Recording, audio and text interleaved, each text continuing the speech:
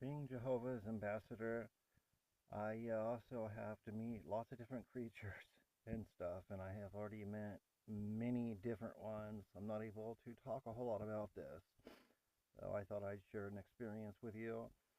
I mean, has anyone ever heard of the Queen of the Forest?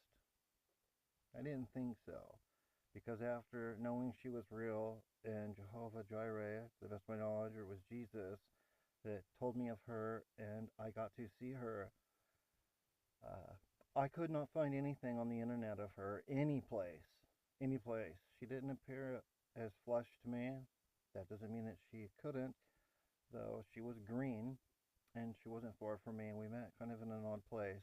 So it was very interesting. I was very limited on what I'm able to discuss of these things with you.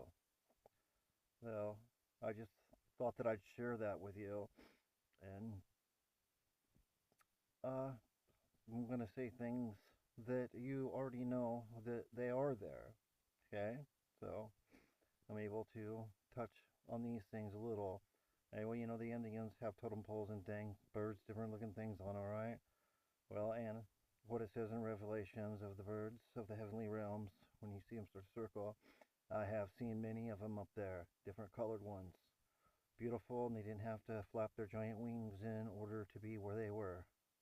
I call it supernatural ability, is what I was witness to.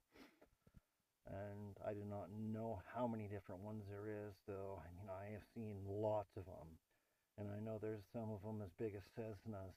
And when they come over the top, it hails and gets cold, and that's all I'm gonna say. I have to be careful what I say of these things for reasons of trust with my God, Jesus. I do not really like the term God, though. That is, Jesus is my king, and that's what he is to me. So he has many names that he goes by, to the best of my understanding. And that was the one thing I was actually. I spent a lot of time in the forest. If I hadn't, I wouldn't have got to meet a lot of different things out there, most likely.